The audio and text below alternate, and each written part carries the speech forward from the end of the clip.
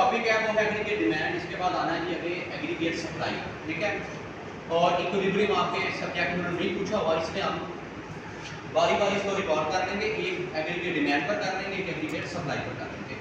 Aggregate demand में जो है ये माइक्रो की डिमांड से डिफरेंट है, ये बड़े इतिहास से आप इसको मिक्स नहीं करना, क्योंकि आपको मैंने लॉ ऑफ डिमांड करवाया होगा, आप इसको माइक्रो के लॉ ऑफ डिमांड से मिक्सअप नहीं करना। अब एग्रीगेट डिमांड होती क्या बेटा, एग्रीगेट डिमांड को ना हम बेसिकली शो ऑफ करते हैं एडी से, इसे कहते हैं C plus I plus G plus MX, ये फोर्थ सेक्टर इकोनॉमी के अंदर होती है।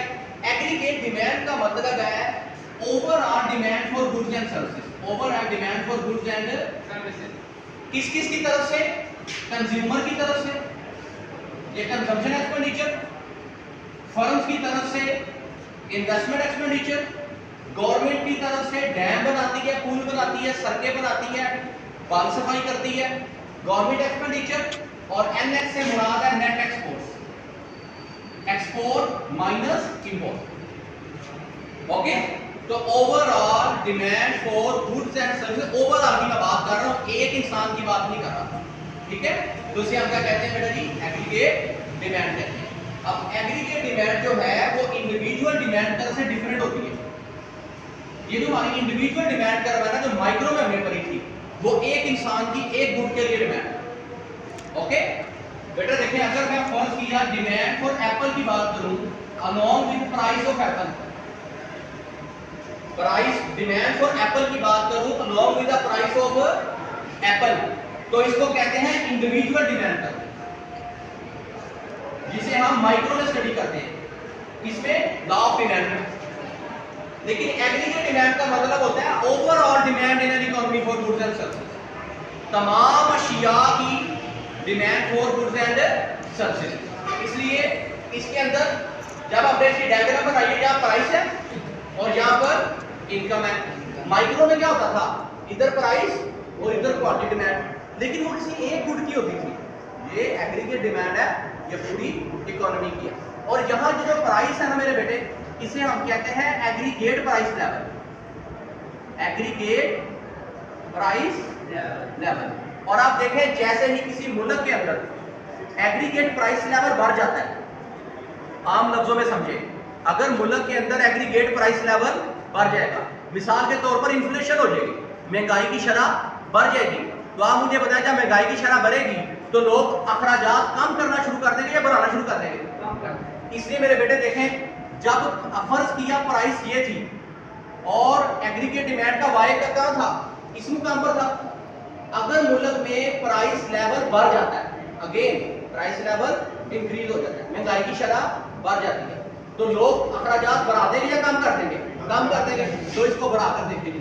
तो ये देखिए, ये वाई मुकाम हो गया,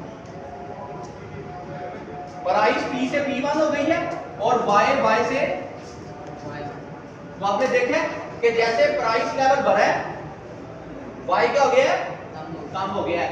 तो अभी हमने ये देखा है कि बेटा जैसे ही किसी मुल्क के अंदर एग्रीगेट प्राइस लेवल इंक्रीज होगा, ये प्राइस लेवल किसी एक शेयर का नहीं है, मैं बार बार आपको कह रहा हूं, ये क्या है, एग्रीगेट। एग्रीगेट का मतलब क्या होता है, जमा, सम अप। एग्रीगेट का मतलब क्या होता है, जैसे आपका रिजल्ट आता है तो हम आपसे पूछे यार आपका एग्रीगेट क्या है, आपके तमाम सब्जेक्ट को जमा करेंगे तो फिर आपका एग्रीगेट रिजल्ट होगा, और जब सिर्फ इकोनॉमिक्स का रिजल्ट होगा तो वो एक सब्जेक्ट का होगा।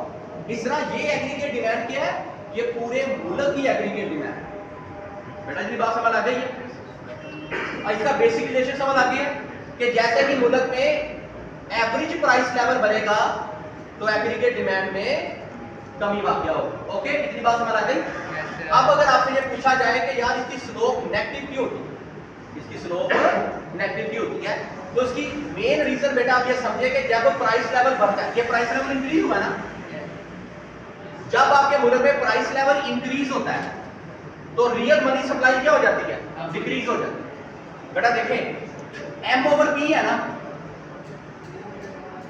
फर्ज किया मनी सप्लाई 100 थी, फर्ज किया मनी सप्लाई कितनी थी, और ये प्राइस लेवल P है ना, फर्ज किया ये 10 था, तो रियल मनी सप्लाई कितनी हो गई, 10।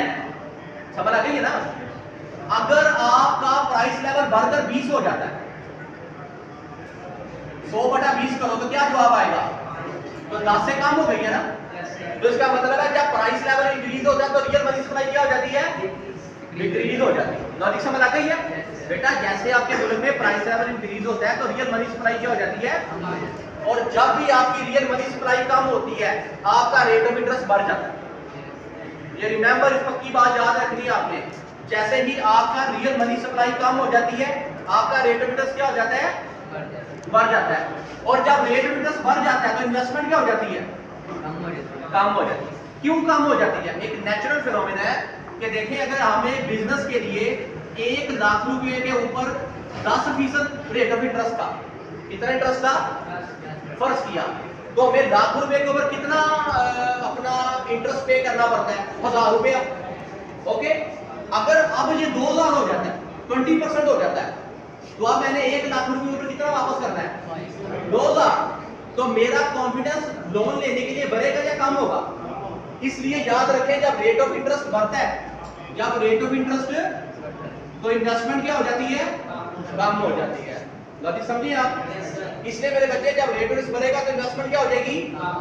अब बड़े ध्यान से समझे, जब इन्वेस्टमेंट कम हो जाएगी, अब मैं इन्वेस्टर हूं, मैं ये पंखे बनाता हूं, जब मैं ये पंखे कम बनाऊंगा तो मैं ज्यादा मजदूर भर्ती करूंगा या कम?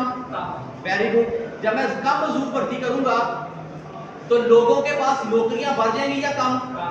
जब नौकरियां बढ़ जाएंगी, नौकरियां कम हो जाएगी, तो उनका इनकम लेवल बढ़ जाएगा या कम हो जाएगा? जब इनकम लेवल कम हो जाएगा तो वो ज्यादा डिमांड करेंगे या कम?